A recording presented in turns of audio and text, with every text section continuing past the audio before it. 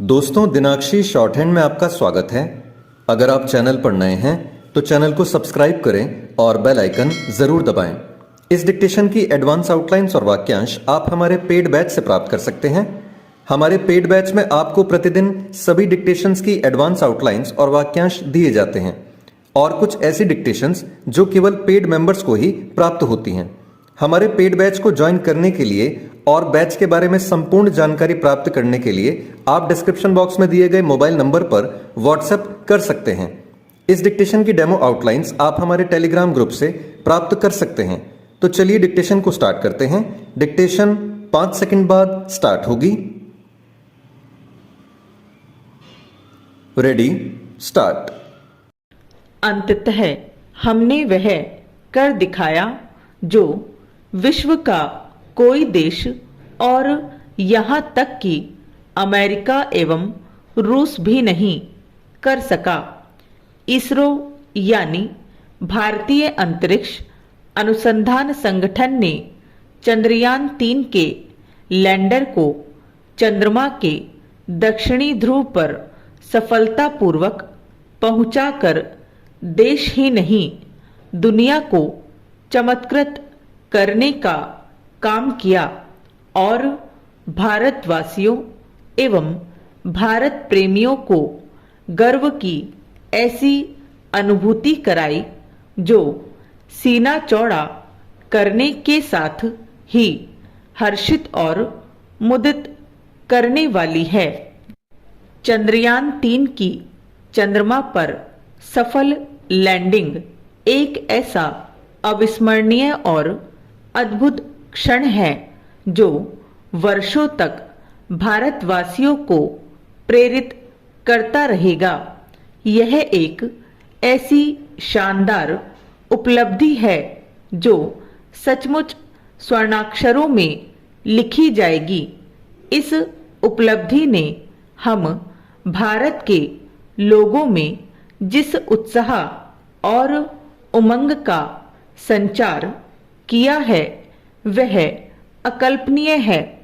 निसंदेह इसके पहले भी चांद पर अन्य देशों के यान पहुंचे हैं, लेकिन उसके उस दक्षिणी छोर पर कोई नहीं पहुंचा जो अनजाना है और जहां किसी यान का पहुंचना बहुत कठिन माना जाता है। इसके पहले भारत ने चंद्रयान 2 के जरिए चंद्रमा के दक्षिणी ध्रुव पर पहुंचने की कोशिश की थी, लेकिन अंतिम समय में कुछ गड़बड़ी हुई और बात बन नहीं सकी। भले ही उसे लेकर कुछ देशों ने तंज कसे हों, लेकिन वह पूरी तरह विफल नहीं था।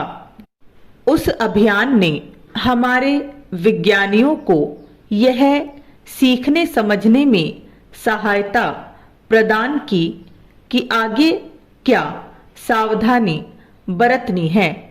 चंद्रयान 3 की सफलता ने न केवल इसरो की प्रतिष्ठा में 4 चांद लगाए हैं, बल्कि भारत का भी मान बढ़ाया है।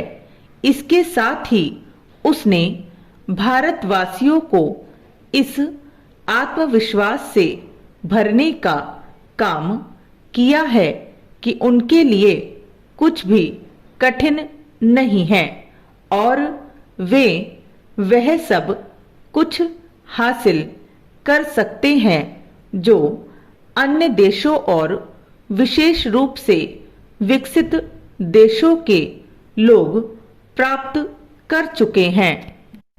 चंद्रयान 3 का सफल अभियान केवल चंद्रमा के अनजाने रहस्यों को उजागर करने में ही सहायक नहीं होगा, बल्कि अंतरिक्ष विज्ञान को नए आयाम भी प्रदान करेगा।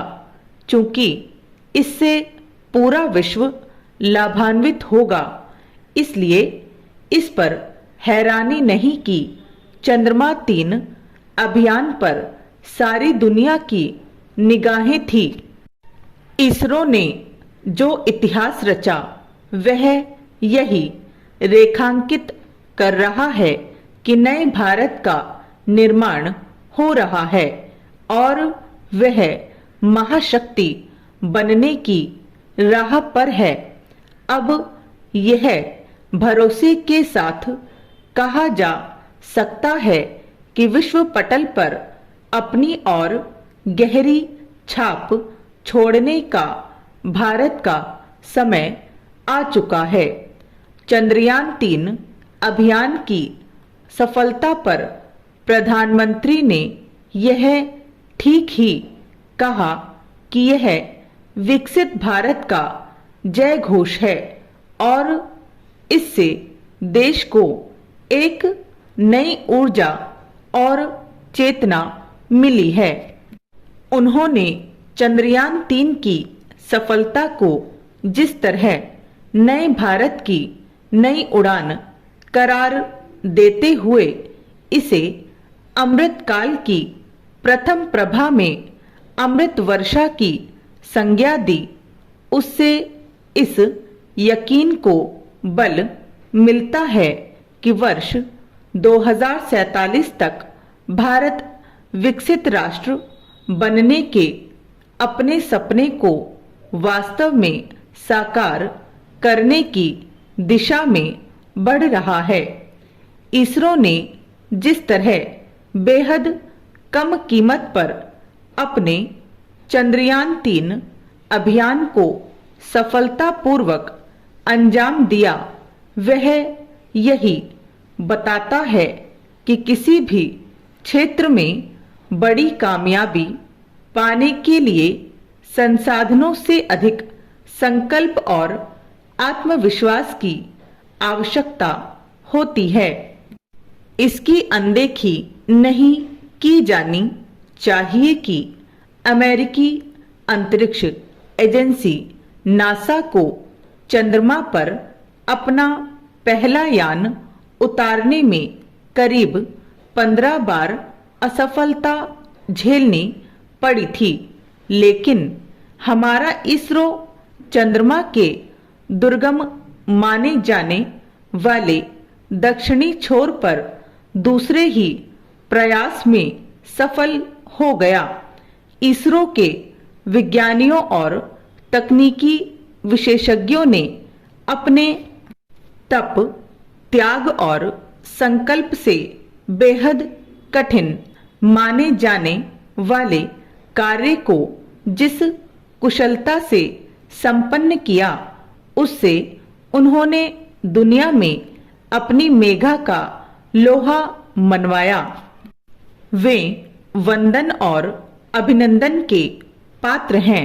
अब यह तय है कि पहले से ही भारत को एक उभरती शक्ति के रूप में देख रहा विश्व समुदाय भारत को और अधिक महत्व देगा। इसरो ने सफलता की जो गाथा लिखी, उससे हमारी अन्य संस्थाओं को भी प्रेरणा लेनी चाहिए और उन्हें भी अपने अपने क्षेत्र में उत्कृष्ट बनने का संकल्प लेना चाहिए। इससे ही भारत को विकसित देश बनाने में आसानी होगी। स्टॉप।